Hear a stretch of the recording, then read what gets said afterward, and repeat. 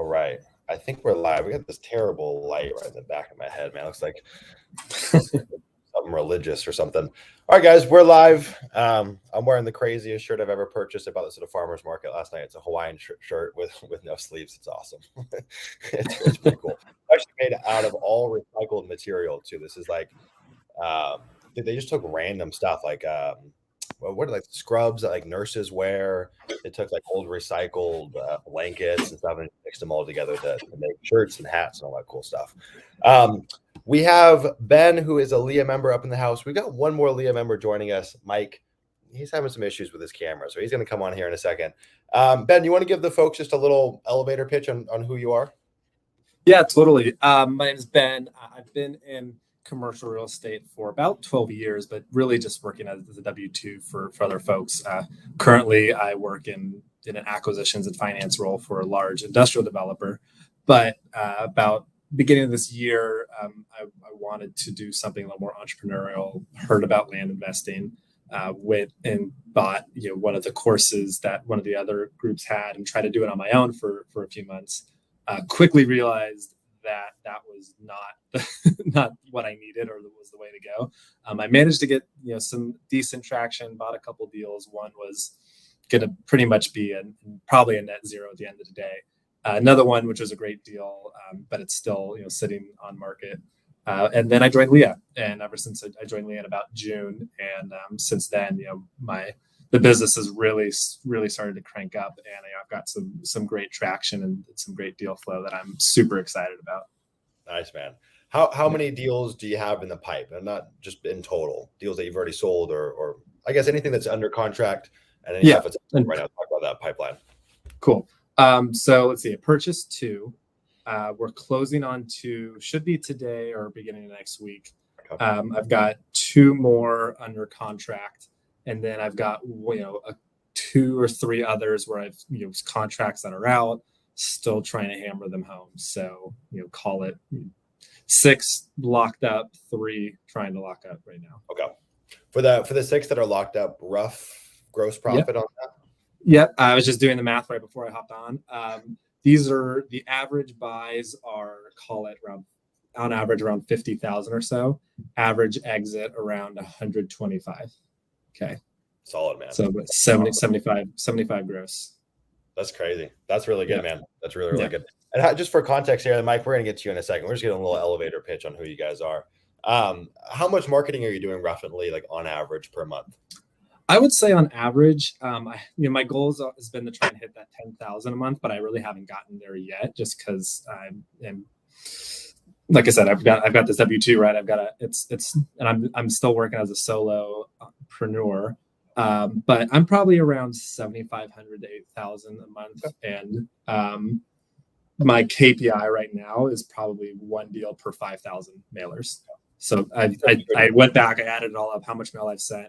It's about 30,000 mailers, and I've gotten 6 deals out of it. So about one per 5K so far. Yeah, and I would say your gross is much beyond the average of what we typically see. There's always a trade-off. Dennis, we looked at Dennis's stats a couple of weeks ago. His average gross is 30,000 per deal, but I think they're at 3,500 to 4,000 mailers per deal. Still super profitable, but just a kind of different. Totally. Well, hopefully we can unpack some stuff today with you and kind of figure out what's the roadmap for 2024. Really, what we're doing here, guys, essentially grill Sumner session. So I'll do some kind of some guidelines for conversation so we can kind of get things chugging in the right direction. But it's really going to be an open forum. Before we kick things off, though, Mike, you made it, man. We had to go vertical. The computer wasn't working.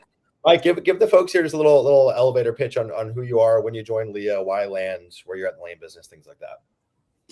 So I'm Mike. I heard about land last April, and then I joined another group in May, just a quick course, and I sent out my first mailer in May then, and ended up sending out neutral letters and got super overwhelmed with it, and I ended up getting 2 small deals from that, and then I joined Leah in July to try to figure out getting into blind offers and everything, just kind of get a community and stuff.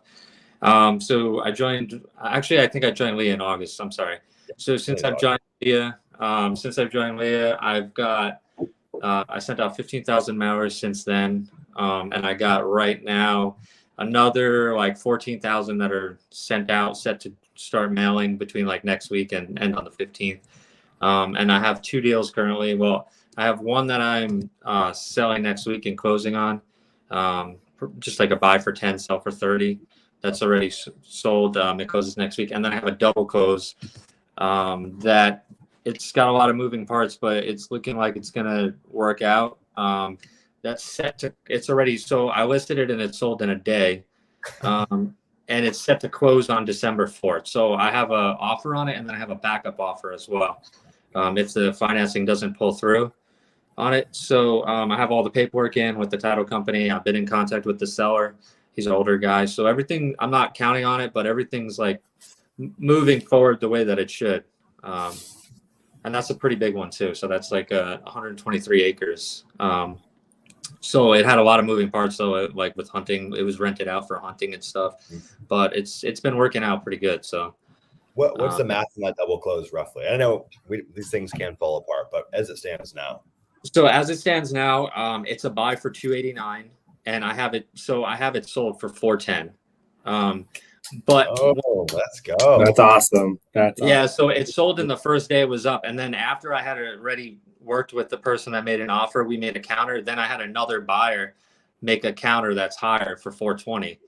Wow. So I went with the person that made the first offer that we signed with, but I have a backup offer for 420 on it if the 410 falls apart. So yeah, I mean, I'm not. 410, are they using bank financing or is it going to be a cash close? So both of them are bank financing. So they're putting like 20% down, and then they're financing the rest. So that's why I'm not getting like they're both pretty well known people in the area. Like they have a lot of businesses and stuff. So I'm not getting like, oh, it's 100%, but it's still a little bit risky with that financing that much with the bank right now and stuff. So what's weird is like bank financing is definitely trickier right now, especially for land. It's always kind of tricky for land.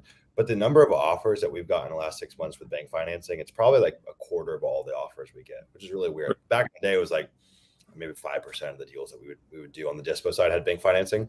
They typically, if they're like legit and they're going to send in, like, do they send in like a proof of funds or anything like that? Yeah. I mean, they have the proof of funds and they have a good reputation. They usually will close. Yeah. I mean, sometimes the bank can pull through some weird stuff on the property when they like assess or not assess it, but appraise it.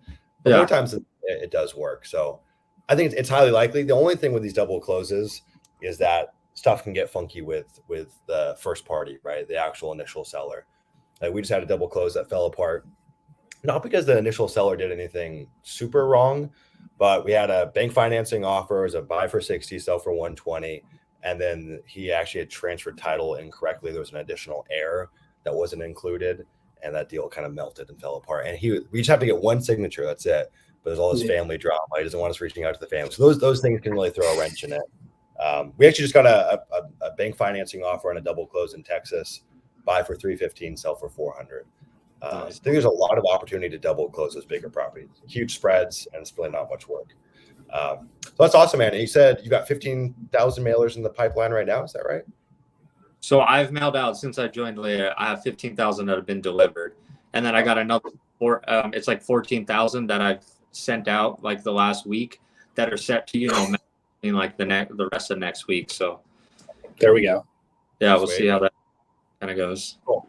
And we're gonna do a little bit of goal setting for next year, then we're gonna go through kind of a Q&A.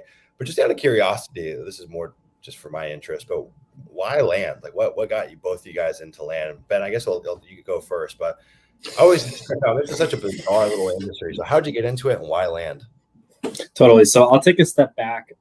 Just being in the commercial real estate industry, I would say maybe 3 years ago, pandemic hits, and I think until then I was kind of just sleepwalking through my career, eyes closed. Right. But then the pandemic hit and things, the whole world changed. And I slowly opened my eyes and realized, I just had a kid in 2019. I read Rich Dad, Poor Dad at the same time because I thought that's what you did when you have a kid, right? That's the book. So then that obviously red pilled me into investments and running a business and et cetera, which was crazy because before that, working in an industry where there's just money flying left and right, I just never thought that I was be able to access that until my eyes were open and I had that frame shift.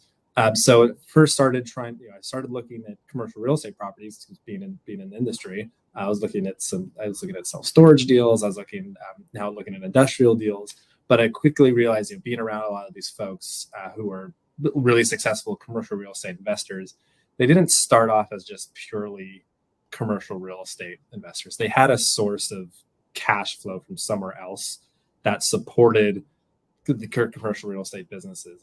There's a lot of folks out there who are syndicators, and that's a business model that they run.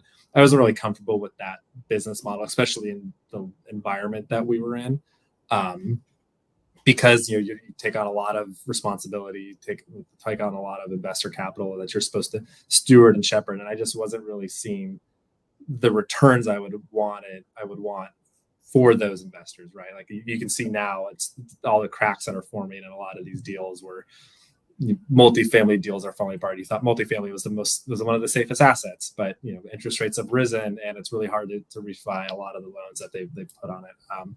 So I was really seeking something that would provide a good cash base, good cash reserve, a great a solid model for without really high operating expenses, really. And land, I stumbled on, I think someone tweeted out a thread on Twitter or X, whatever it's called now, about what they were doing earlier this year.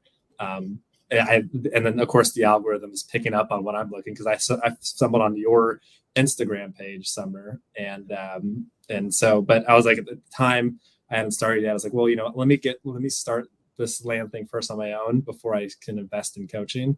And then within 2 months, I was like, you know what, I'm already all in. I just allocated a little bit of money towards it. Like I'm in it. I get it.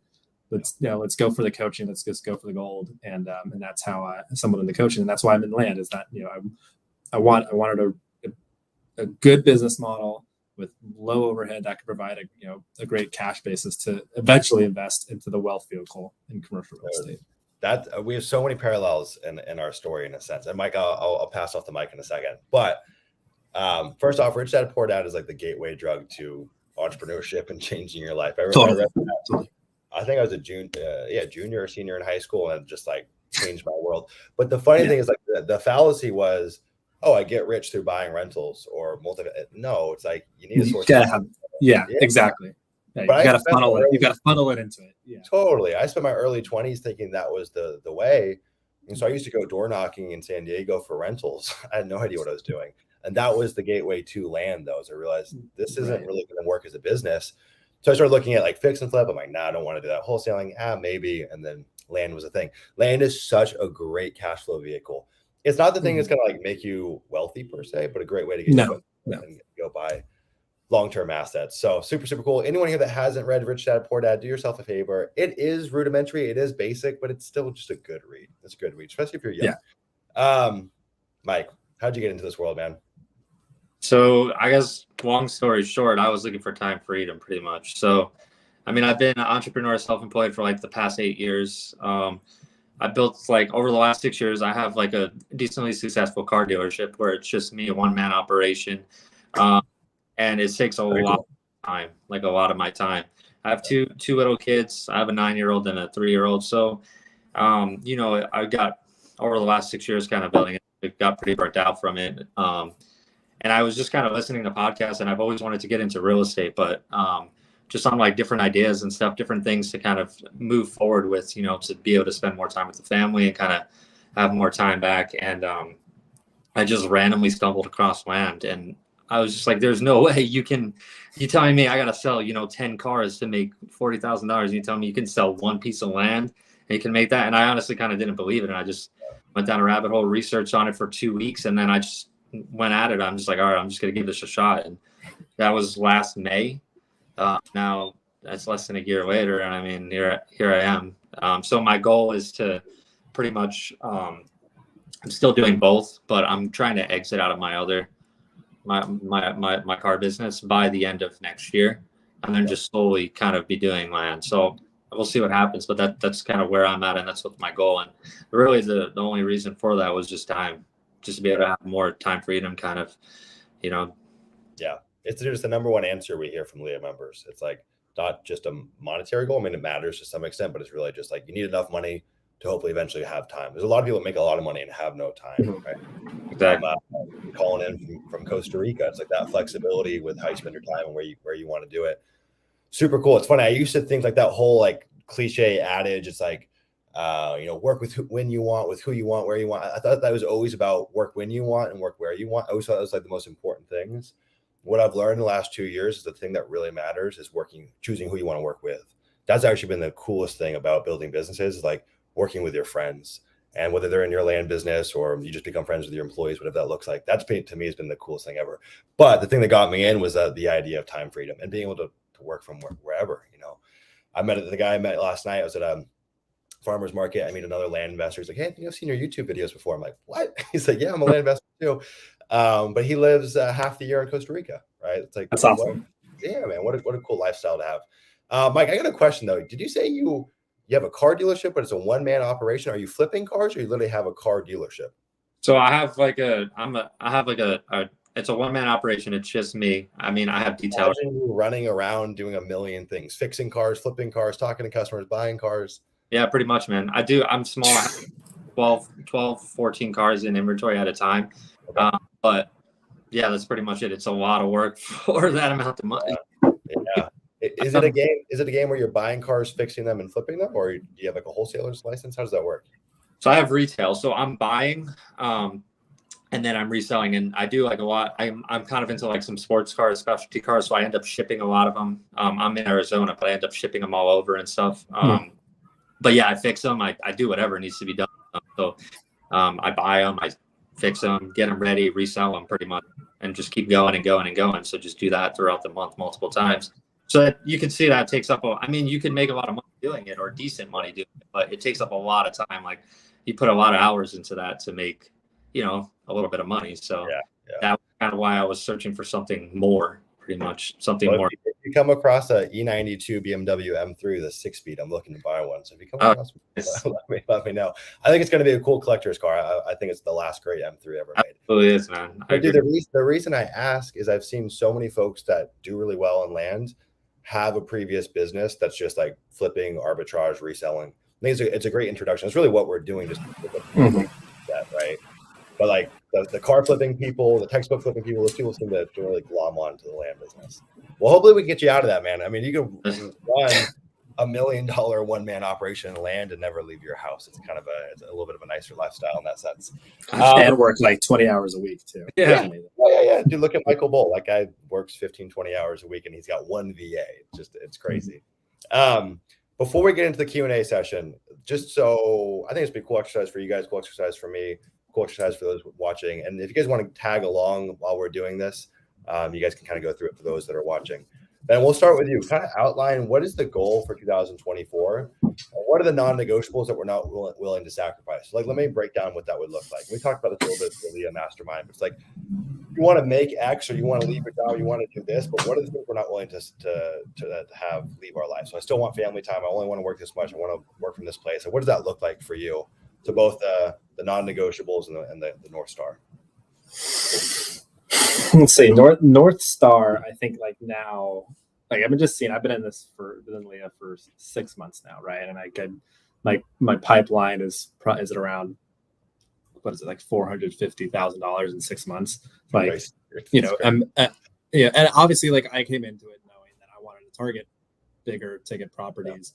And I figured, it's just as much work as a smaller deal as it is for a bigger deal. So why not go bigger?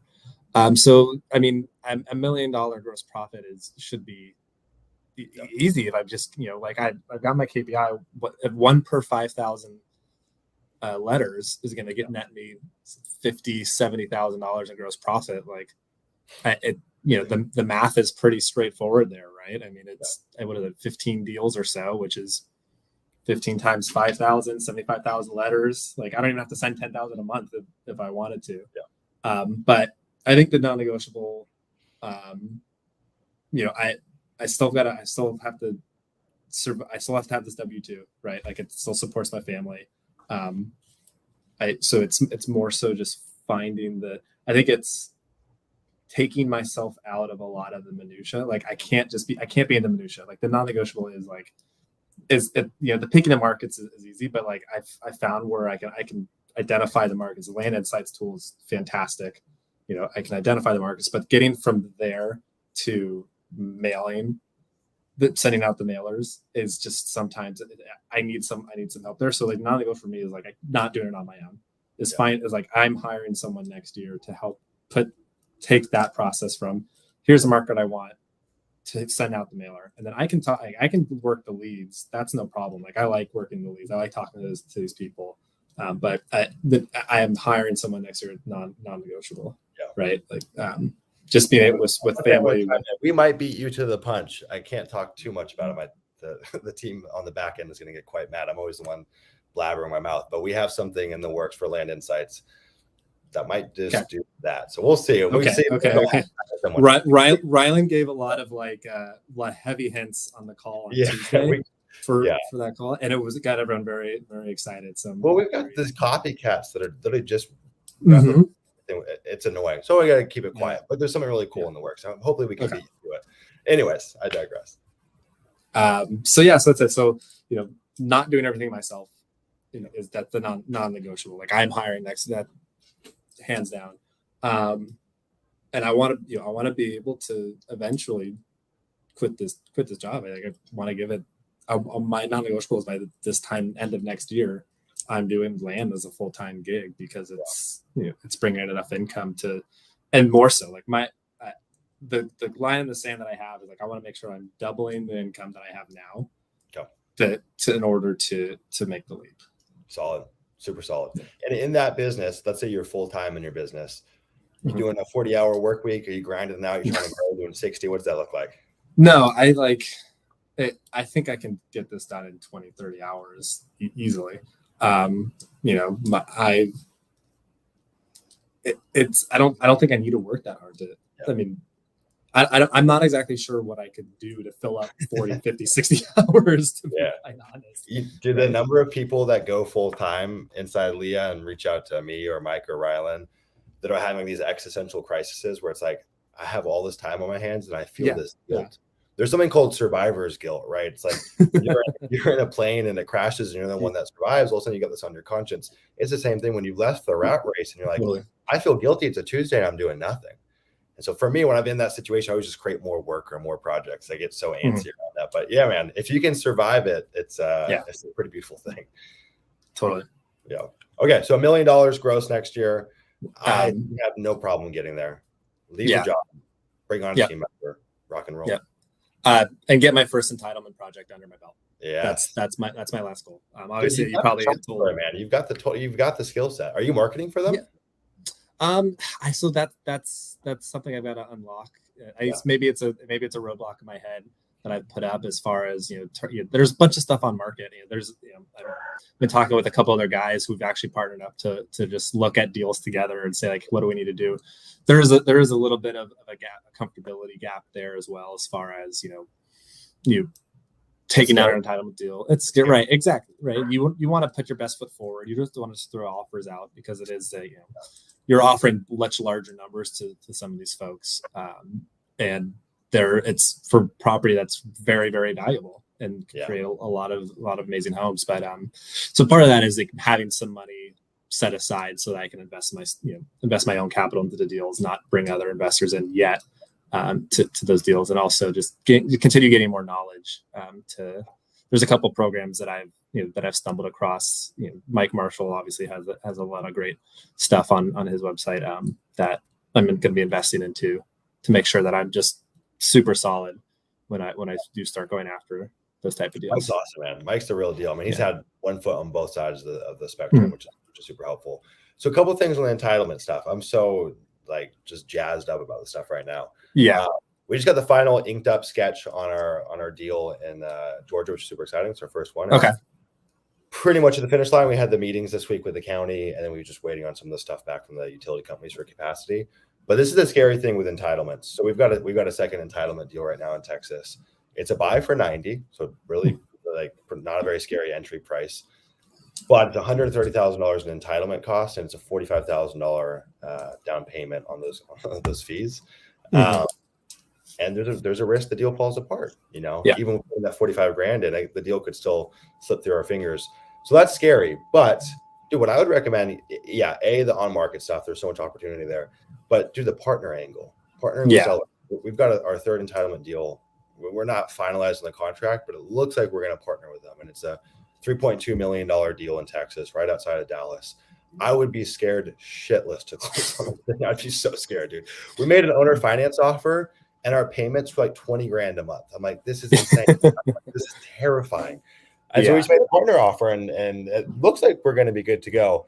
But that plus on market, I think that's the move. And what's interesting is that second deal in Texas that we're working on, I don't feel comfortable putting anyone else's money into it. I'm like, I have to take that down on my own. It's just too scary. I don't know what investor would want to invest in something like that. It's such a moonshot too. You got to give them a lot of equity, or without the track record of going through without the track record, right? Because it is a much different skill set than what we're doing on a day-to-day land flip basis, right?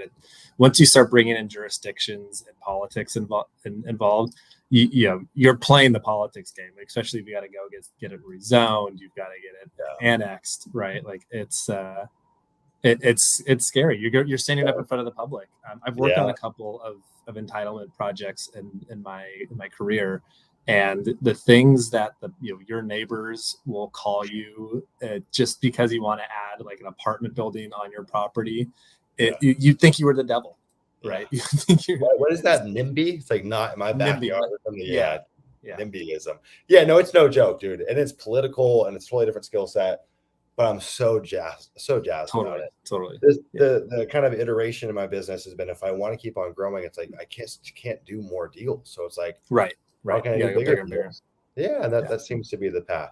All right. Pass off the baton to you, Mike. Talk to me about the goals next year. What are the non-negotiables? Like, what are the things you're saying, hey, these are my anti-goals. These are the things I'm not willing to sacrifice. Time with your kids, how much time you're working in the business, whatever that might look like. So I would say before when I first joined Leah, like right when I was about to join it, my goal for this upcoming year was to gross 500,000. So I was like, all right, if I join Leah and if I can make this work and make 500,000 this next year, that'll be perfect. But now, since I've joined Leah and I kind of see how everything's working, I'm thinking I might need to up that goal, because that's really like super, super far-fetched. So the non-negotiable for me right now is I want to be able to spend more time with my kids. I don't mind working more, because I can work early in the morning and late at night. I'm pretty good at that. And then I just want to have time in the day. But the non-negotiable is also to send mail. So I'm buying like a lot of mail at once so I can send it out a minimum. I just bought another like large pack. So I want to send a minimum of 15,000 out a month. So that's a non-negotiable for me, because I'm thinking, if I'm really trying to get out of this other business and exit it by this time next year, if I'm sending out that at a minimum every single month, I mean, and as long as I'm working the leads and doing what I need to do, I mean, I don't see that being impossible, Yep.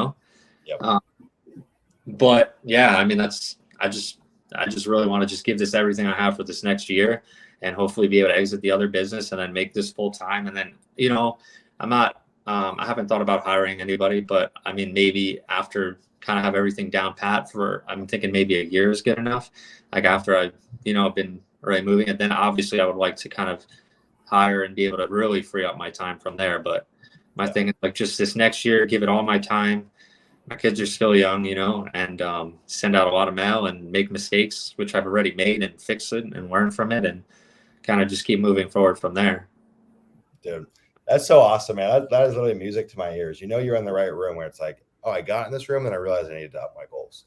Like to me, that is the highest form of flattery, man. That you're in the right room. That's awesome. I've seen this so many times over again, and I hate to be the guy where it's like you can't guarantee results. Shit can happen. But if you're really on the ball, and I'll talk about what I see for folks that are on the ball, 300, 500K in your first 12 months. That includes like starting in education, where the 3 months you're not doing jack squat but learning. That's totally doable. And then $1 million your second year. That's if you're on the ball. What does on the ball look like? It looks like fucking sending mail. It looks like marketing. That's it. That's it. You and Mike, like you guys are good examples of just coming in and just getting the mail out. I think one thing I know this is true for you, Ben. Mike, I'd be curious if this is the case for you as well. Ben, you've done a really good job just getting really clear on what you're buying too. Like that makes your marketing process so much easier when you know I just go after these things. Mike, have you found that, like, what your sweet spot is, whether it's markets or property types or price points? Do you have anything there? So my goal, like, right when I joined later, like, I only want to go for the big things. Like I don't want to deal with small stuff that's going to make a little bit of money. So that was like my goal. So higher acreage properties, but I'm not completely discounting like the smaller ones, because like I just got to buy for 10, sell for 30, and it's sold in a day, so like that kind of covered my marketing on that. I had to renegotiate down a little bit. So my goal is to do the big ones, like that double close, but make an offer like where I didn't need to double close. And I mean, if I do one of those a month, I mean, that's not bad. I don't think that's really that far-fetched if you're sending out that now. So I want to go for the bigger ones. I mean, my goal down the line, after I kind of have a system and everything, is obviously to get them and be able to develop them and stuff like that, add a road, really find value in them. But, right now I'm just going for, like, I would say 4 acres plus type thing, depending on the market. But I'm not doing info lots. I'm doing more like rural rec. That's dope. And I think, Ben has a few more deals under his belt. So the clarity you have will become more and more refined the more deals you do. So you guys are kind of in the same boat, though. Big in terms of price point, rural rec. I think both of you guys are pretty specific on like the criteria for what a good market is. I mean, both your properties sold in a day. That speaks volumes about picking the right markets, right? That doesn't happen by chance. Let's flip the script. I just feel like I've just been grilling you guys. Let's flip the script. To hit those numbers for next year, which frankly, you guys, your goals are pretty similar, right? Ben's going to leave his job. You're going to leave your business. Sounds like a mill is pretty much the threshold. What do we need to do to get there? What can we kind of unlock on this call to make that easier? You guys can just round robin it. Whoever's got questions, we'll just dive into it. Yeah, I mean, listen, I think I already touched on it, right? The key to the business is getting the mail out the door, right? And I like having market Mondays that I set aside, and sometimes they're Sundays, whatever, and just saying, like, here's the 5 to 8 markets that I like. I really love Ryland's presentation and the stuff he's doing in Land Insights. Like, here's how I'm looking at the deals in the markets, like, and here's how I'm finding which ones I want to go after. It really helps put like a process around it, because I think it's something that I can be able to pass off. So I think that's what I'm trying to unlock, right? Is how can I pass off the, from A being market selection to B being sending the mail out, and not having that all be weighted on my shoulders. Yeah. I mean, if you have a refined process for picking markets and for pricing, you could delegate that out to a VA. Now, if it's more laissez-faire, hey, just pull mail and price it, you probably need someone here in the US, because like there's so much variance and pricing out there intelligently. But if you build a process for that, it's pretty damn simple. What we've done is we start by delegating market selection.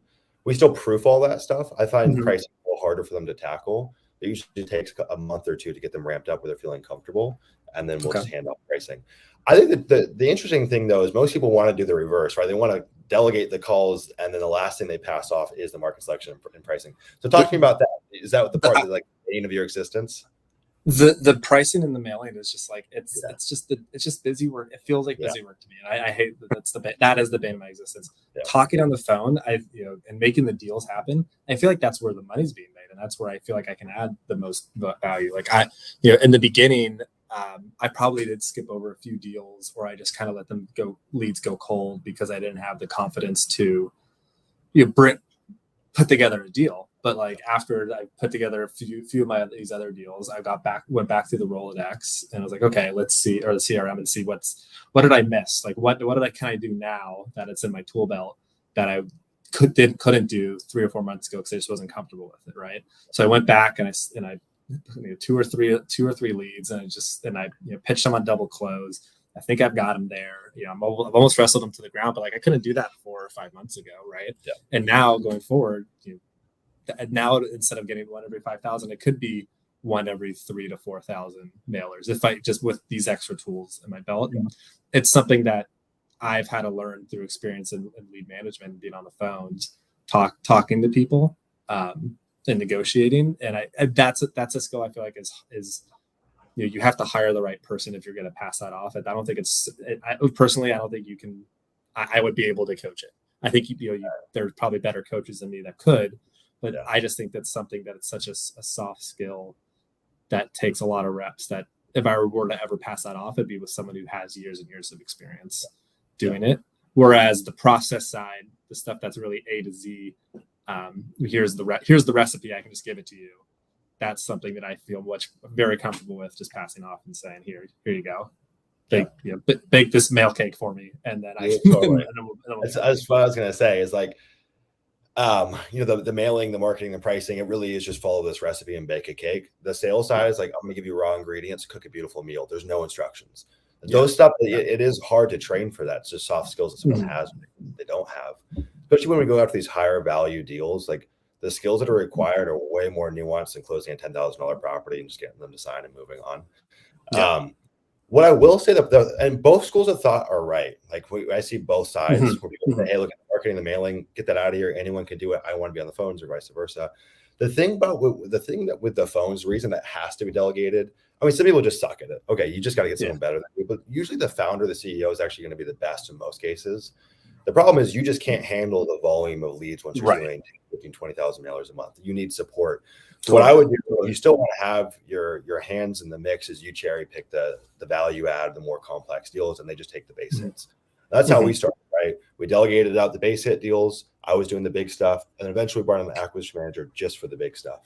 And he's got no hardcore land training, but he's just good on the phones. He's just a good person, honestly. It's like what you want to hire for. Like, would I want to go and have a beer with you? Like, he's just a good guy all around, integral, nice to talk to you. I think I did grab a beer with him. He was at the Jordan. Yeah. He's an awesome guy, right? The kind of guy you want to sell your land to. I mean, he's just a good guy. Exactly. But we couldn't train for that. We just had to select. Yeah. Man. I would start delegating the market selection, and then eventually you can delegate out the pricing.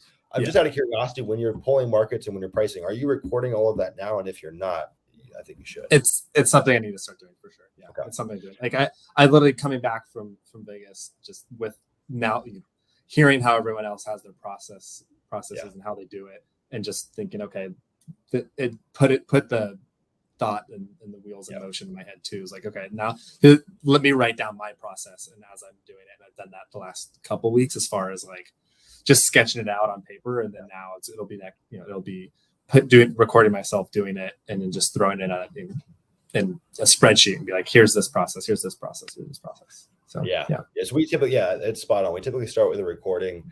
Now with AI, I forget the name of it. There's a bunch of these things that we'll go through and watch. And then like break down bullet points. That's pretty helpful. So we always have video, and then we create written instructions. The written instructions are easier to adapt or change over time. But you guys want to start building out those SOPs now. Just start recording and documenting everything. So what's interesting is you said, like, hey, we're doing about 5,000 deals or 5,000 letters per deal.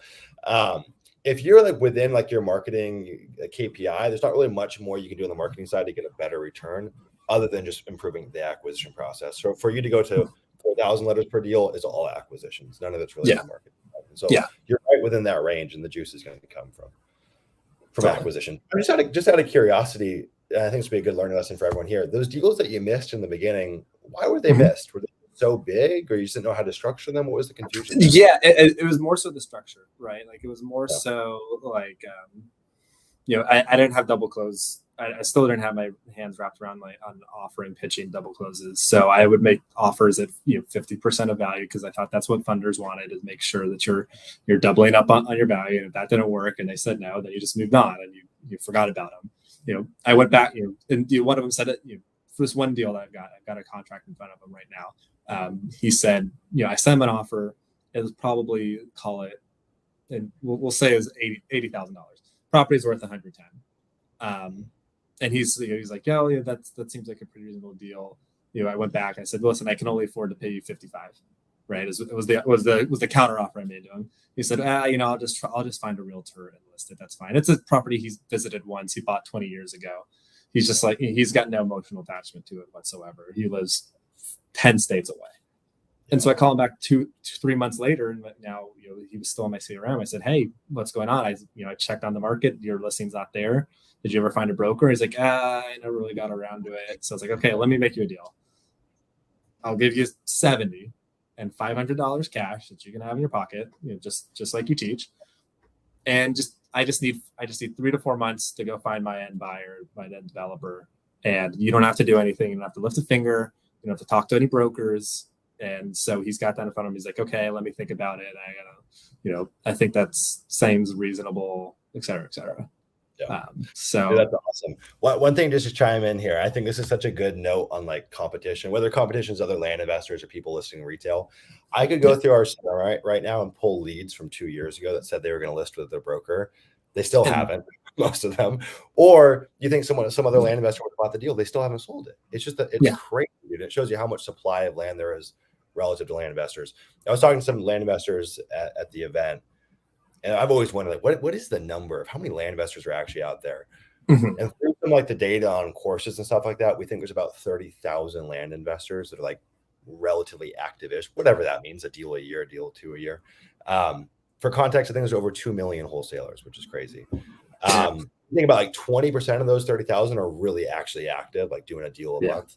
And then a fraction of those are actually at 7 figures. I was like, dude, there's way more land than land investors. But it's such a good thought exercise to go through and actually experience that. And you realize, God, competition really isn't as fierce as we thought. And the other thing is like, dude, it's like entropy. Like these people just they're not going to move. Like they're at rest, right? Call a broker. So you got to be the problem solver and get the deal done. Yeah. I love the $500, dude. $500 moves mountains. People, I don't know why people freak out over $500 on this money. For you guys that don't know, it's a little double close tactic we do. Anything else? Was it more just on the structure of double closing mainly? It was the structure, and then it was just like just being more aggressive, sending contracts. I think Dennis had a great point. Just make the offer, get the contract out. Like even if like they're on the fence, even if they're like I don't know, like I was like, great, you know what? Here's the contract. I'm gonna send it to I'm gonna email it to you. You're gonna have it that way. All you got to do is click a button to sign it, and you don't have to think about it ever again. Right? Just make it super easy and get rid of all the friction. I've got there's another deal that I've been talking to him since April, literally my first mailer, and it's a solid double and a great subdivision outside of Knoxville. And he's just like, he's in his 80s. He's always dreamed of building his dream house there. I was like, dude, you're in your 80s. Like you're not going to survive a build, but you keep that dream alive. It was just like, so I just said, listen, here's some cash. Why don't we go find you your dream home that's already built? Yeah. And here's the contract. And I think I've almost got him there, but it's been, it's something I wouldn't have done. Otherwise I'd have just called him. I called him like every month to check in on him, but now, with a little more tools and a little more sales tactics, just like being a little more aggressive of just putting the offer, making it easy, taking the friction out of the process for him. Yeah. Three KPIs, especially when you have a team. These are the bedrock. Mm-hmm. Like anytime your business starts regressing, it's usually something's going wrong in these 3 buckets. So, and even if you don't have a team, I just constantly obsess over this. The first one is, what is our time to offer? When a new lead comes in, how long does it take for us to get an offer in front of them? The second is, how many verbal offers are we making? The third is, how many contracts are we sending? Anytime we have a lapse or a pullback in acquisitions, it's always something there. And even though the team's aware of that, we still go through seasons where we drop the ball in one of those areas, and we're always kind of picking it up and like, okay, let's go fix this part of the process. We had a dip in acquisitions somewhere around like April, and my team all of a sudden just got really shy with making offers. Like they were only making offers on the perfect opportunity. I'm like, this is not how it works. You make an offer on literally everything unless it's a shitty property. You just never know what the seller's going to say. And the next step is too, even if we're unsure on like, do we want to do this deal? We'll always send an unsigned contract, a soft copy via email, just to say, look at fucking around. Like we're here to play the game. And even if they sign it or we have to go back and forth, at least we're in it. And sometimes we make mistakes and the offer is wrong. We got to fix it, but just get it out there, man. There's 3 exactly. Because there's always time to correct it until you wire the money over. Is basically my that's advice. it. Yeah, that's it. It's like until the deed is signed. Yeah, we're not in the game of trying to like double back on people at the closing table, but at the same time, like you got to be the first mover. Like put the ball in their court. And I see a lot of new land investors that are so sheepish in that area. They think if they send a contract, it's like, dude, they have to buy the property at that price. No, and you've always got an option to terminate. Like you can get out of the thing if your contract's structured appropriately. Totally. All right, man. Mike. I'll pass the mic off. I feel like okay. You can talk about my subdivision deal a little later. Yeah, we'll get to I'm curious to talk about that. Mike, roadblocks to a mill next year. What are we thinking? What are the things we can unpack? And like that, frankly, this is kind of a trick question because sometimes you just don't know what you don't know. But in your own idea, like what are the things in the way? What can we help with? So I would say right now a roadblock that I'm having is to consistently come up with 10 to 15,000 mailers. Yeah. So the first set of mailers I sent out, I mailed to everybody. So I was mailing in county, everything. I didn't filter it out. But then I figured I mailed, I sent out 15,000 mailers. I went one deal, one other potential deal, double close, and that was all from the same market. So I'm thinking maybe I needed to, do like a more sniper approach and do like out of county at least, instead of like in county and stuff. So I've been trying to put those together, but like all the markets, there's like 400 out of county, 300, 500. So I'm trying to build a mailer to send out, and it's, if there's 500 or 400 people, that's over 30 I'm going to have to pay. So I'm like, well, should I just send to everybody again? And, or do I, so that's just kind of something I'm struggling with like currently right now, actively. With building these. You're playing the game on hard mode if that's the case, and I see so many folks that like want to niche down their list to the most extreme degree, and if you're trying to scale marketing, you'll just never be able to do it. Right. I'd say for like obviously the yield from those mailers will be a little better. So if you're coming into the game and you're on a tight budget, sure, let's do out of state. Let's do they've owned for 20 years. Let's do all the things to make sure we whittle down the list. But if you got money to spend and you're trying to do 10, 15, 20,000 mailers a month or more, you just can't. You really can't. So we don't mail with any filters. I just say la vie. Let's get all those filters out of there. Now, in terms of being able to get more mailers out, I'll tell you kind of our thought process. There is just like a pure labor part of it. Like it just does take work, and there's just no way around that. So we can't circumvent the work, but there's some things we can do to make it easier. So when you have a market that's performed, the first obvious thing is keep on working it, remail the thing, right? And you could like we talk about remailing quarterly. You can do it more aggressive than that. Like it doesn't have to be quarterly. If you're doing it monthly, you could definitely like quickly burn through the list. But you could do it more than quarterly if you wanted to. And you'll start to understand like, okay, we are mailing this thing too much and KPIs are starting to whittle, but it takes a lot. Like what we find is mailing is such it's like a function of time, just catching the right person in the right place. So like a lot of the folks that responded to your mailer, it's not that they're only motivated people to sell their land. Those are just the ones that were motivated and open your letter. We mail again, we get people from the woodworks that never even responded the first time around, and they're in dire need to sell their property. Or maybe when we mailed them, there was no urgency and then a life event happened and now they need to sell. So like timing is such a big part of it. I know folks that mail one market monthly and make like serious money, like $500,000 a year from like one city or one county even. So you can certainly mail pretty frequently. The next thing though is we go and take those markets that were working. So let's say that market that you got 2 deals from, give us the stats on it. Was it a county mailer or was it a subdivision? And what range of properties was it? Was it 4 to 10, 10 to 20? What was the math on that? It was a countywide mailer, and I priced the whole county, and I think I found 2 to 150 acres on it. Okay, cool. Was that out of state, out of county? Was there any additional filters? So that was everyone, but all the people that have reached out to me have either been out of county. They've been out of county. They've lived in the state, but they've been out of county. And then one person was like, actually, the 2 people that were selling were out of county. So I was thinking, well, okay, well, no one's in the same county really, so that's kind of where I got that idea a little bit. But yeah, dude, if you mail long enough, you'll start buying properties where people own the neighboring adjacent lot and they sell it to you, or they live down the street. It happens all the time. We just bought a deal that the neighbor is selling it to us and he has the house next to it. It's like I wouldn't get too hung up on that. If you looked at the math, like maybe out of state, you get like one deal for 1,700 letters, and in state or in county, maybe it's 2,500 letters per deal. Yeah. It's not going to be as efficient, but it's still wildly profitable. And eventually you just run out of good markets with enough data. So we need to mail everyone. What I would do in that situation, if you wanted to get really aggressive, you could just open up the full parameters. I'm not a small property guy, so I probably would just keep it at the 2 acres.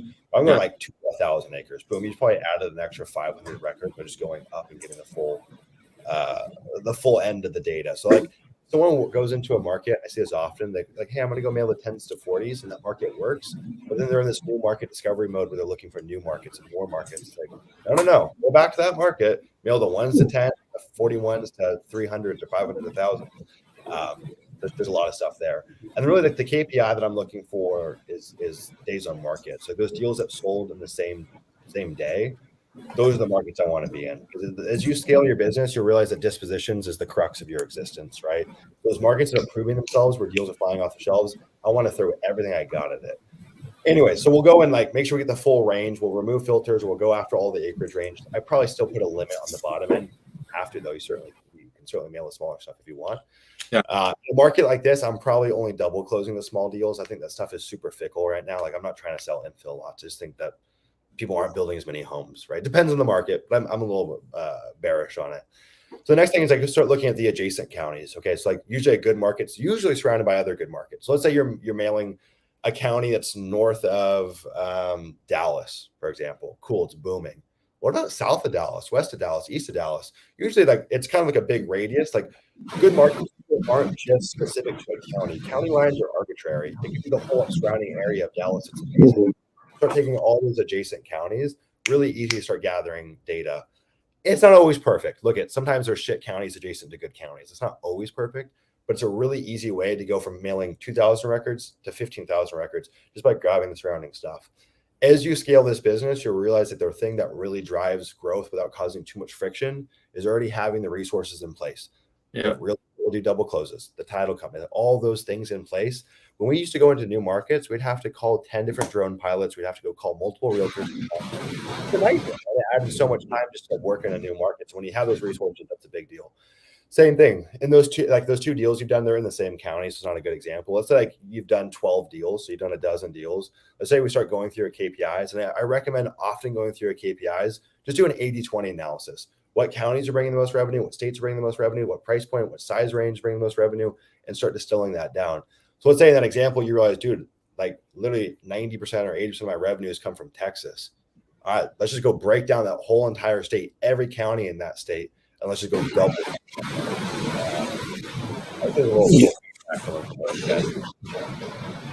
Mike, is that you? I think so. I think it is you, Mike. I don't know. It's fine now. It sounds like a tornado is blowing through. I don't know. You're good now. You're good. But yeah, man, that's the name of the game. It's just like you start micro and we start expanding. And so that starts with adjacent counties, or even if you find a great subdivision, start working with adjacent subdivisions on. And so now you can take one mailer that had 1,000 or 2,000 records and like 10x that.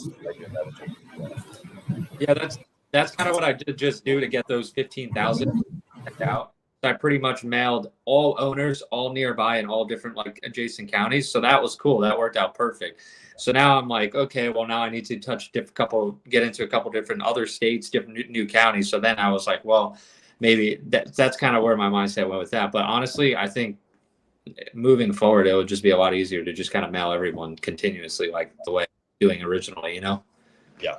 The other thing to add on to that too, so like obviously there's a lot of different ways to pick markets. There's a lot of different ways to price markets. We teach 3 different strategies in LEA. If you start noticing that one strategy is working really well for you, let's say that's county-wide mailers with an acreage range pricing, just do that. Like, do not focus on anything else. So let's say you learn, dude, 10s to 100 acres or 10s to whatever acreage range. Those do the best for me. And I take a county-wide pricing approach. Do not get derailed by any other strategies. Just keep on doing that. So when you're looking at markets, if they can't be priced out like that, move on to the next one. Yeah. Just so refined. Like a lot of like picking markets and pricing is just having rules of what you say no to. Otherwise you get stuck in this paralysis analysis. Like anyone that's been in land can relate to the fact that you've been at your computer till 2 a.m. at night, like scrolling through Zillow and Redfin, trying to find a good market. It's like, this is ridiculous. You know, like that process should be an hour or two. When you have rules for what you say yes and no to, it becomes a lot easier. It's like a blessing and a curse in this business, right? You can work in any market you want in the US. Sounds like a blessing, but it can also be a curse. You just get derailed with so many options. You know what I mean? Yeah. So I would reckon with what you're doing, you're a county-wide pricing kind of guy. So like just roll with that. And do you have rules for what kind of markets you go into? Hey, it has to have this much sell-through rate or this much supply. I mean, I use a market analysis tool. So that kind of helps me break it down. Like if I'm looking at a market, it's normally pretty good in that aspect. I'm not really looking at crappy markets using that. I like there doesn't have to be a lot of comps, but I like there to be at least like enough comps to be able to price it like countywide. Yeah. If I have to, I'll pull something from land.com if absolutely necessary. But yeah, I mean, and as long as the pricing's semi-even, like if you're doing a countywide mailer, which I get held up on that sometimes too, because there's like a super high one and super low, so kind of deleting the outliers and stuff. But as long as the pricing's pretty homogeneous and the sell-through rate is selling pretty decently, then I go for it. Yep. Yeah, there's no coincidence that both your deals sold in a day. Like, that's a byproduct of picking good markets. Like seriously, and that's the value of being really analytical with how we pick our markets. Essentially, it's free work. I mean, the land insights cost money, but like that work is theoretically free, and it can make all the difference. Like now that you have that money in your business, how much faster can you scale marketing because your deal sold in a day? Right. Yeah, I would say having some parameters. So just being like, hey, look at, like for me, I always talk about, I typically want to see 10 to 15% sell-through rate monthly, 50 to 250 properties in active supply, and I don't want any more than that. And so it just creates rules for me. Makes it a lot easier to say yes and no to markets. The V1 release that we have for Land Insights coming out in January is going to solve a lot of that pricing stuff. So we'll show you the band from low to high, and what we have like an indicator that we've created for what we consider a homogeneous market. So you'll just know, okay, pricing's homogeneous here or it isn't. And then also median prices to that as well. So you'll be able to get that pricing intel right then and there. And so that should waste a lot of the that should remove a lot of the waste. Like how many times have you picked a good market and like, dude, sell-through rates are fire here. And you go to pricing, like this is impossible to price. And you just wasted 2 hours in that. We'll be able to tell you that immediately on the front end. Yeah, you can price this or you really can't price this. All right, man, anything else to unpack there, or do you want to pass the mic off to Ben and we'll come back to you? No, I mean, I think we can pass it off to Ben. Cool. Ben, any other questions? Or do you want to talk about your supply? Is it coming from me? Yeah, it was like a tornado in your office. A little better now. Oh, now we lost you. Now you're muted. I wonder if it's my laptop that's going out pretty crazy. You're good. How's that? Now. Is it better? Yeah. Okay. Much better. Yeah, the one thing I would add about data and hitting up markets is I mailed a market, a repeat market, but this is back when I was on Data Tree, not on you pulling from Land Vision. I was just doing vacant land. I didn't have any other parameters, just sizing. But then I threw on, I unclicked vacant land and I did 0 to 300 square feet, and that opened up double the amount of mail. Yeah, let me unpack that real quick. Actually, for anyone here that's a Data Tree user and you're not by Leah, this is probably like a revelation for you. On Data Tree, a lot of times people use the filter of selecting vacant land or ag land or whatever it is to go and find just vacant land. You actually want to do a reverse search. So don't put any filters on there, but just search by square footage. So yeah, 0 to 300, 0 to 500 square feet. You'll get some small houses in there, like sheds and stuff. I don't mind buying those. You'll probably get 20% more data that way. It's actually crazy how much more you unlock. And it's different from market to market, but those filters don't integrate the same with every county. So a lot of times, some markets you go and then you put vacant land and it shows 0. And you're like, how is that possible? You do the reverse search and you get a ton of records. And just something as simple as that, like most land investors either don't know that or don't do that. So you're also touching records that aren't getting touched by a lot of other people. Exactly. It's a great tip. All right, man. Sorry. Cool. Yeah. So the subdivision. So I guess I'll tee it up since maybe not everyone knows. It's 170 acres located in middle of Alabama, kind of between Montgomery and Birmingham. It was owned by his family. Great grandma bought it over 100 years ago. It's been passed down, and now there's about 6 names on title or so, and shares have been bought back and forth, and people bought out. But the matriarch who I'm talking to is she's the one who's been paying the taxes and keeping up with the property, making sure that it's it's still there, even though she hasn't visited it in a while. But it's a beautiful piece of property right in the middle. There's a lot of nice ranch homes around it, that are around 10 to 20 acres, give or take. And Alabama subdivision rules, you can minor subdivide without any approvals, as long as it's 10 acres and above and there's 60 feet of road frontage. So the kind of map that I split it up, I had it probably like 7 or 8 different cuts in there, between, call it 20 to 30 acres. She's already indicated that the neighbor has wanted to buy 20 acres that connects their property for about 8,000 acres. So right now the offer I have out is at $2,700 an acre. And part of the hesitancy that I'm getting from the, I guess the other family members is their tax value for years has been in that kind of where my offer ranges. My offer is probably a little bit higher than their last tax appraised value, which is, was in the 300s. My recent offer is around 460, and the county office, the county appraiser, more recently reappraised their land to be worth $800,000. And so now everyone is thinking that their land is worth $800,000, and it probably is, or it's not worth more. But you've got to do, if you were to subdivide it into 10 to 20 acre plots, and that's what I've been trying to educate and explain to her, and she's on board with that concept. Because I said, listen, there aren't that many 100-acre pieces of land for sale that have sold in the last couple of years. And part of my education today on the phone with her was, sending an email over and saying, listen, these are the 200-acre comps that sold. They sold for around my offer price was, right? Like they sold for around $2,700 to $3,000 an acre. The county is using these smaller acreages to penalize you, but for your county assessment, you're not going to get that much on the market. You're just not. So it's it's tough. This would be a great deal if I could get it tackled.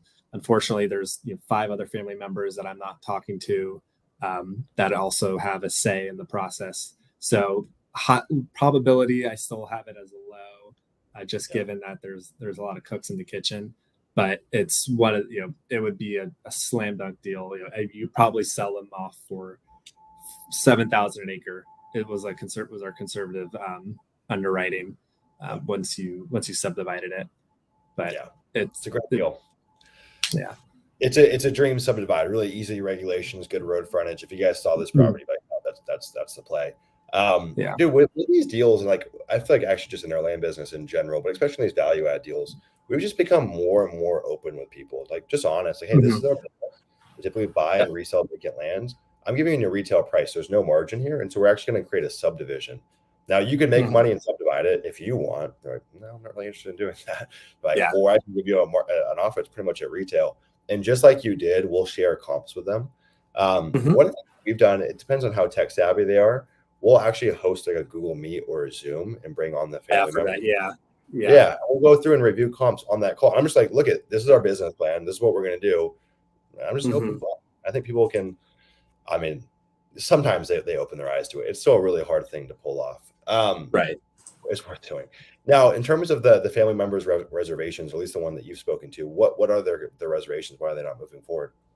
Their concern is that they go and they sell it now, and then they turn around and find that was actually worth way more. They're afraid that they're not getting the full market value out of it, right? And so it's hard for me to reason with these folks that I'm not talking to directly, right? I'm relying on this sweet old lady to help make those arguments, and she's probably the type who's gets run over in conversations. To be frank, she's very nice, she's very sweet, but she's probably not the assertive type. She's smart, but when the other family members are sticking their hands up and say, listen, well, I want to make sure that I get the most out of my shares for this property. I'm trying to arm her with the ammo of saying, listen, these are what the market comps are showing. I don't know where the county assessor got your valuation from. Here's the money that's I'm offering you today for that everyone will be able to share in 6 months or 3 months, whenever it closes. And based off of the shares, I hear there's 6 people. A couple of y'all own a third. A couple of y'all own a third of a third. This is what this offer price means to you. It's $50,000 to you. It's $150,000 to you. What could you do with that money, right? That's how but I can't talk. I can't speak to her directly or speak to them directly. I have to speak through this person, and I've been trying. Every time I get on the phone with her, I've been trying to coach her up and relay that to her. And listen, this is, you could try and put it on market. It's going to, these other deals have taken 6-9 months to sell. Who knows how long it will take. You're the one who's going to have to be responsible for dealing with that. Do you really want to go through that? You told me that what happens if something happened to you, and now who's going to be left taking care of the property? I'm just throwing everything I can at her to offer our services. But why are they not listing with a realtor if they want to get max value? I just don't think they have ever considered that. They're just she just said that she just hasn't taken the time. She's gotten a lot of letters. She'd rather just have it deal with an easy transaction. Yep. And that's really all that's been talked about. Yeah. So one of the assessor stuff comes up often on these bigger properties. Mm-hmm. You always want to have like little quips in your arsenal to bring up. And I always say, like, look, the county's got good intentions, but at the end of the day, the incentive is perverse. They want to raise the investment to charge you more in taxes. Like, that's just the truth right. on that. And sometimes we're like, oh, okay, that makes sense. What I would do in this situation, though, do you use Loom or Drift or anything like that? I have Loom, yeah. Yeah. Do you have the family members' emails? I don't. I asked for that, and she gave me a story about how in the past the family members screwed other family members, so she doesn't want to have to get everyone involved. She wants to deal with it. So yeah, okay, that's tough. But we usually put a Loom together for all right and send it off through. I could, but I like the idea. It's creating a Loom for her to send off to everybody else and be like, hey, listen, let me present something for you to send off. So what would you put in that video like that? Yeah. So, well, first off is like you get these little breadcrumbs from the sellers that are invaluable. So like they want an easy transaction. They want it to be quick. They want it like a sure thing. So I'm really speaking to that in the videos. Now we don't know for certain that's what the other family members want, but more than likely, I would say it's probably across the board. They're pretty even on that. I would talk about, hey, this is my business plan. I'm giving you guys literally a retail offer. This is how we make money. A lot of times we buy and resell land. There's not enough margin here to do that. I would talk about what the county's done with the assessment. I would go through a few comps. If you want to get a little more aggressive with it, we'll add the time variable. So we'll say, hey, look, we've started a few projects in the county. Yeah, we only have so much time. Reality, we got budget that we have to deploy. That can backfire on you. So you want to give yourself like a good berth for the time. Totally. Yeah. The other thing I was going to say, though, if you can't get their emails, one of the slick things that you can do, you can get these little they're like mailers almost with a video that plays in them, and you can just record a video that goes in there. It could be 5-10 minutes. That gets shared with the whole family. So like with the holidays, hey, they're all going to be together. Get that out. Yeah. $40-$50. Those little touches go a long way. Maybe they work 1 out of 10 times, but the value is so high when it does, it's just after a while. Other than that, dude, and this is the part that I hate about these kinds of deals, is you just have to sit on your hands. It's just up in the air. Yeah, exactly. It's this is a weird way to put it, but it's like death by 1,000 communications. Like it just takes so many touches. And the truth is most of these don't work. But I've never had a value add deal where the seller was urgently looking to sell. It's always it's always like this earth-shattering decision with multiple decision makers. Not much you can do other than the fact that their biological clock is ticking and they probably want to sell sooner rather than later. Do you know what to use the money for? Have you gotten any intel on that? So she said, the couple, I think there's 3 of them that are in college, or just one of them graduating college. So it's like, that'd be great. She said she doesn't really necessarily need the money, but she does. So the matriarch, she has a third of the share. She has the most share, the biggest cut. And she's just like, I want to be able to deal with this before I pass away. Otherwise it's not, it won't be taken care of. Yeah. Right. So I don't know who else would take care of it. There's 3 kids who are in who just graduated college. Like she wants it for them so they can have a nice space to start off their lives and pay for college. And then there's a couple of cousins that they talk to. They're not as close to, but their names on the deed. I guess she said that they're involved in college football. So right now is a tough time anyway because in the middle of their season. So They want to sell. They're comfortable with selling. She said last year when the value was lower, they were comfortable selling at the appraised value, right? So it's like when it was around my offer price. Yeah. So it is very frustrating. So I think it's just the obvious thing to say is like, hey, look, do you think the price of the property's doubled in the last year? Like, do you want to say that's what's happened? Yeah, probably not. It's like sometimes it's just like stating the obvious or just kind of playing dumb to get people on board. What I was going to say, this is like the most unscalable strategy, but frankly, stuff that's unscalable usually works really well. I'm not saying it's worth doing in this deal, and you've got a lot on your plate. But for these bigger value add deals, like let's say you make $500,000 on this deal, Yeah. Actually meeting the seller belly to belly and walking the property, it's dividends, dude. We just had Jordan go walk a property outside of Dallas. No one else is doing it. It's so high touch. Totally.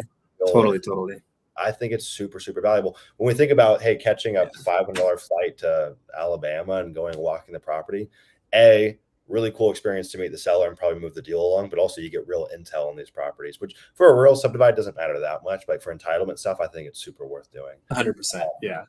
And it's something that, if I didn't have this job, would be definitely high up on my list to do. It's something that we're really bullish on over the next few years. I just don't like everyone's building actual relationships. Yeah, dude. Everyone wants to go more and more automated and less time in their business. Like, let me go the other way. Let me get super personal, doing the stuff that doesn't scale. For sure. Exactly. And it's a worthwhile expense, in my opinion. But dude, I wish I had some like novel game changing advice, but frankly, it's just the nature of the beast. And when I first started doing this value add stuff, 8 months in, I was ready to throw in the towel. Because it's like we have 3 deals that are just like in this gray area for that full 8-month period, and it sucks. But it's just, but the only thing you do is keep the pipeline full, right? You have 3 deals, hopefully one hits, and that's a great big payday, right? You didn't spend too much time or effort in the other ones, or money in the other ones, and maybe time, but that's the nature of these deals, is you spend time and effort and but the return is still high on these. It's still way higher. I mean, you're talking about maybe you put 40 hours into this deal to make 400 or 500K. Your return on time is ridiculous. Exactly. What, just out of curiosity for the folks viewing, what is your next step with this deal? I have a follow-up call with them after the weekend, asking them if they make sure they shared the comps with their family members and see if they have any other questions. I'm just gonna keep pestering. I said I told her, I'm gonna keep pestering you every 2 to 3 days and make sure you're talking with family members, see where the conversations are at. I told her, listen, we do have a time. My offer is set to expire at the end of next week. I can give you maybe a couple more weeks. I already put that time frame deadline on them. That by the end of the year we're probably gonna be moving on. But it's passionate. So I think sending a video and just introducing myself and having her maybe disseminate that out to everyone to hear me and see me that'll probably be next. But it has to be. The problem is too is that to the other family members, you're the big bad wolf. You're the bad guy until they know you, hear your voice, see you. Right. So even if the information is being passed off is good for some of them, some of those people in the group are going to think you're the bad guy. And you just gotta either talk to them or get some kind of video or something out in front of them. My biggest recommendation for any deal, but especially these value add deals, is because it's so easy to get lost in that in between phase. Every conversation ends with the next step. There's always something next. And we'll make shit up. Hey, I'm going to go do X, Y, and Z. I'm going to follow up with you to tell you about it. I'm going to contact the utilities. I'm going to follow up to check in with you. Do we need to check in with them? No, but just keeps the ball in motion. Totally. Exactly. So, I've always done that. Sorry. I said, I'm rooting for you, man. Fingers crossed. If it's not this one, it'll be one soon. It's a beauty of a deal, man. It is a gorgeous property. If I could get that in my pipeline every day, I'd be happy. Totally. All right, man. Mike, any questions? Do you have any questions on the value add stuff or any other stuff that you want to go through, Mike? Anything that was referenced there? Do you want to start doing subdivides? You want to start doing entitlements, or is that not on your radar? No, it definitely is. It definitely is, for sure. Do you have any questions on it? No, I'm just listening and following along pretty much. Wait until I got one that comes across my desk and go. Are either of you marketing for these, or is it just like, hey, when it comes across our desk, we'll take them? Just when it comes across the desk. Yeah, and just when it comes across the desk, but I'm marketing for higher acreage properties. I'm not really putting so. Right. Do you guys have a good grasp of when something comes across your desk, what a good potential value add deal would look like? I think so. Definitely. I look for a start off with see if there's acreage, right? That's the easiest thing to understand is, okay, can I split this acreage up and make a higher return on a per acre basis? That's the easiest quiver I have.